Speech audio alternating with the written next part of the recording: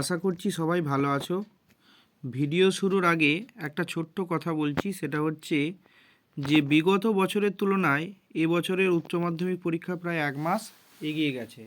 যেহেতু সময়টা খুবই সংক্ষিপ্ত, তাই এই অল্প সময়ের মধ্যে আমাদের সকলকে প্রস্তুতি নিতে হবে এবং এই অল্প সময়ের মধ্যে সকল ছাত্রছাত্রীরা যাতে ভালোভাবে প্রস্তুতি নিতে পারো, তার জন্য আমাদের সানরাইজ একাডেমির পক্ষ থেকে একটা ছোট্ট নিবেদন।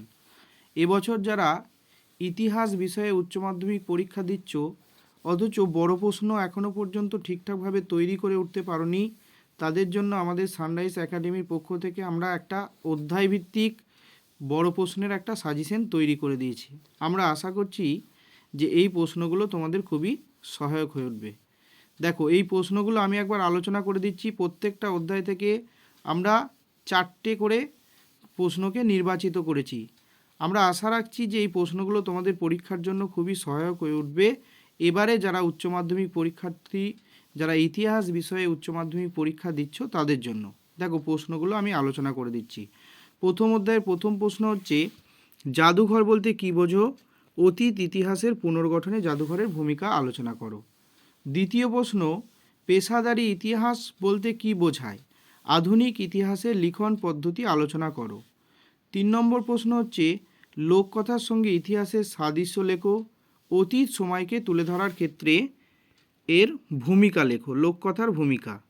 4 নম্বর প্রশ্ন হচ্ছে, স্মৃতিকথা বলতে কী বোঝো? অতীত সময়কে তুলে ধরার ক্ষেত্রে স্মৃতিকথার ভূমিকা লেখো। দ্বিতীয় অধ্যায় থেকে রয়েছে 4টি প্রশ্ন, সেগুলি হলো: প্রথম প্রশ্ন, সাম্রাজ্যবাদ বলতে কী বোঝো? সাম্রাজ্যবাদের উদ্ভবের কারণ আলোচনা করো। 2 নম্বর প্রশ্ন হচ্ছে, উপনিবেশবাদ বলতে কী বোঝো? উপনিবেশবাদের রাজনৈতিক ভিত্তি আলোচনা করো। 3 নম্বর প্রশ্ন হচ্ছে, সাম্রাজ্যবাদ ও উপনিবেশবাদ সম্পর্কে লেনিনের তত্ত্ব আলোচনা করো। 4 নম্বর প্রশ্ন হচ্ছে, ঔপনিবেশিক সমাজে জাতি সংক্রান্ত প্রশ্ন এবং তার প্রভাব আলোচনা করো। তৃতীয় অধ্যায় থেকে রয়েছে 3টি প্রশ্ন। এই 3টি প্রশ্নই তৃতীয় অধ্যায় থেকে করলেই হবে, আর করার দরকার নেই। তৃতীয় অধ্যায়ের প্রথম প্রশ্ন হলো, চিরস্থায়ী বন্দোবস্তের শর্তগুলি লেখো এবং ভারতীয় সমাজ ও অর্থনীতিতে এই বন্দোবস্তের প্রভাব আলোচনা করো। দ্বিতীয় প্রশ্ন হচ্ছে, অবশিল্পায়নের কারণ ও ফলাফল আলোচনা করো। আর তৃতীয় প্রশ্ন, ঔপনিবেশিক ভারতে রেলপথ প্রবর্তনের উদ্দেশ্য ও ফলাফল আলোচনা করো। চতুর্থ অধ্যায় থেকে রয়েছে 5টি প্রশ্ন। তার মধ্যে প্রথম প্রশ্ন হলো, ব্রিটিশ শাসনকালে ভারতে আদিবাসী ও দলিত সম্প্রদায়ের আন্দোলনের সংক্ষিপ্ত পরিচয় দাও। দ্বিতীয় প্রশ্ন হচ্ছে, 19 শতকে বাংলার নবজাগরণের প্রকৃতি আলোচনা করো, এর সীমাবদ্ধতা কী ছিল। তৃতীয় প্রশ্ন, চীনের চৌঠা মে আন্দোলনের কারণ ও গুরুত্ব বিশ্লেষণ করো। চীনে এই সময়কার 2টি উল্লেখযোগ্য সংবাদপত্রের নাম লেখো। চতুর্থ প্রশ্ন, সমাজ ও শিক্ষা সংস্কারে ঈশ্বরচন্দ্র বিদ্যাসাগর মহাশয়ের অবদান লেখো। আর পঞ্চম প্রশ্ন, 19 শতকের বাংলার সমাজ সংস্কারে রাজা রামমোহন রায়ের অবদান লেখো। পঞ্চম অধ্যায় থেকে রয়েছে 4টি প্রশ্ন। আশা করছি পঞ্চম অধ্যায়ের এই 4টি প্রশ্ন করলেই তোমাদের হয়ে যাবে। প্রথম প্রশ্ন হচ্ছে, রাওলাট আইনের উদ্দেশ্য কী ছিল? গান্ধীজি কেন এই আইনের বিরোধিতা করেছিলেন? দ্বিতীয় প্রশ্ন, জালিয়ানওয়ালাবাগের হত্যাকাণ্ডের প্রেক্ষাপট কী ছিল? এই হত্যাকাণ্ডের বিরুদ্ধে ভারতীয়দের প্রতিক্রিয়া আলোচনা করো। তৃতীয় প্রশ্ন, প্রথম বিশ্বযুদ্ধের পরবর্তীকালে ঔপনিবেশিক ভারতে অবশিল্পায়নের কারণ লেখো। 50-এর মন্বন্তর তৎকালীন বাংলার সমাজ, অর্থনীতি ও শিল্প সাহিত্যে কী প্রভাব ফেলেছিল। চতুর্থ প্রশ্ন, 1909 সালের মর্লিমেন্টো সংস্কার আইনের প্রধান বৈশিষ্ট্য এবং গুরুত্ব লেখো। ষষ্ঠ অধ্যায় থেকে রয়েছে 4টি প্রশ্ন। এই 4টি প্রশ্নের মধ্যে প্রথম প্রশ্ন হলো, 1942 সালের ভারত ছাড়ো আন্দোলন সম্পর্কে একটি নিবন্ধ আলোচনা করো এবং এই আন্দোলনে মহিলাদের ভূমিকা লেখো। দ্বিতীয় প্রশ্ন হচ্ছে, গণপরিষদের প্রেক্ষাপট আলোচনা করো এবং গণপরিষদের 2জন সদস্যের নাম লেখো। তৃতীয় প্রশ্ন, ক্রিপস মিশনের প্রস্তাবগুলি আলোচনা করো, এই মিশনের ব্যর্থতার কারণগুলি ব্যাখ্যা করো। চতুর্থ প্রশ্ন, হোচিমিনের নেতৃত্বে ভিয়েতনামের মুক্তিযুদ্ধ আলোচনা করো। আশা করছি ষষ্ঠ অধ্যায় থেকে এই 4টে প্রশ্ন করলেই হয়ে যাবে।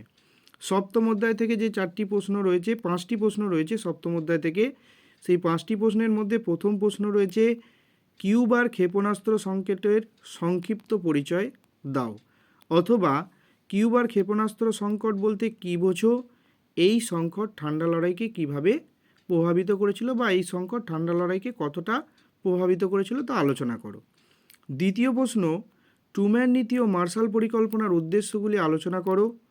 তৃতীয় প্রশ্ন জোট নিরপেক্ষ নীতি কী, জোট নিরপেক্ষ আন্দোলনের উদ্দেশ্যগুলি আলোচনা করো। চতুর্থ প্রশ্ন তেলকুট নীতি কিভাবে উপসাগরীয় সংকটের বহিঃপ্রকাশ ঘটিয়েছিল তা লেখো। পঞ্চম প্রশ্ন ঠান্ডা লড়াই বলতে কী বোঝো, এর তাত্ত্বিক ভিত্তি আলোচনা করো। আশা করছি সপ্তম অধ্যায় থেকে 4টি প্রশ্ন করতে পারো, অথবা 4টি প্রশ্ন করলেই হবে। ঠান্ডা লড়াই বলতে কী বোঝো, ঠান্ডা লড়াইয়ের তাত্ত্বিক ভিত্তি আলোচনা করো, এই প্রশ্নটা যদি পারো তো তোমরা একটু রিডিং করে রাখবে। অষ্টম অধ্যায় অর্থাৎ শেষ অধ্যায়ের যে প্রশ্নগুলো রয়েছে সেগুলো হচ্ছে 1 নম্বর প্রশ্ন হচ্ছে উপনিবেশীকরণ বলতে কী বোঝো, এর সামাজিক, রাজনৈতিক ও অর্থনৈতিক ভিত্তি আলোচনা করো। দ্বিতীয় হচ্ছে সার্কের উদ্ভবের প্রেক্ষাপট আলোচনা করো, এর লক্ষ্য উদ্দেশ্য কী ছিল। অথবা এই প্রশ্নটার সঙ্গে তোমরা এটাও করতে পারো দক্ষিণ এশীয় রাজনীতিতে সার্কের ভূমিকা লেখো। এই দুটো প্রশ্ন করলেই হবে। দুটো প্রশ্নের উত্তর একই হবে, দুটো প্রশ্নকে একটু ঘুরিয়ে ফিরিয়ে লিখলেই হবে। তৃতীয় হচ্ছে অর্থাৎ অষ্টম অধ্যায়ের তৃতীয় প্রশ্ন স্বাধীন ভারতের পঞ্চবার্ষিকী পরিকল্পনার পটভূমি ব্যাখ্যা করো, প্রথম পঞ্চবার্ষিকী পরিকল্পনার লক্ষ্য ও গুরুত্ব লেখো। অথবা স্বাধীন ভারতের প্রথম 3টি পঞ্চবার্ষিকী পরিকল্পনার লক্ষ্য উদ্দেশ্য আলোচনা করো। শেষ অধ্যায় অর্থাৎ অষ্টম অধ্যায় থেকে 3টি প্রশ্ন আছে, এই 3টি প্রশ্নকে ভালো করে করতে হবে, তাহলেই হয়ে যাবে। এই যে প্রশ্নগুলো আমরা তোমাদের জন্য নির্বাচিত করেছি, এই প্রত্যেকটা অধ্যায় থেকে যে 4টি করে প্রশ্ন আমরা নির্বাচিত করেছি, সেই 4টি করে প্রশ্নকে যদি তোমরা ভালোভাবে তৈরি করে নিতে পারো, তাহলে আশা করছি তোমাদের এই আগত যে উচ্চ মাধ্যমিক পরীক্ষা অর্থাৎ এই 2024-এর যে উচ্চ মাধ্যমিক পরীক্ষা ইতিহাস বিষয়ে যারা 2024-এর উচ্চ মাধ্যমিক পরীক্ষা দিচ্ছ, তাদের এই প্রশ্নগুলো খুবই সহায়ক হয়ে উঠবে। সকলকে ধন্যবাদ জানিয়ে ভিডিও শেষ করছি।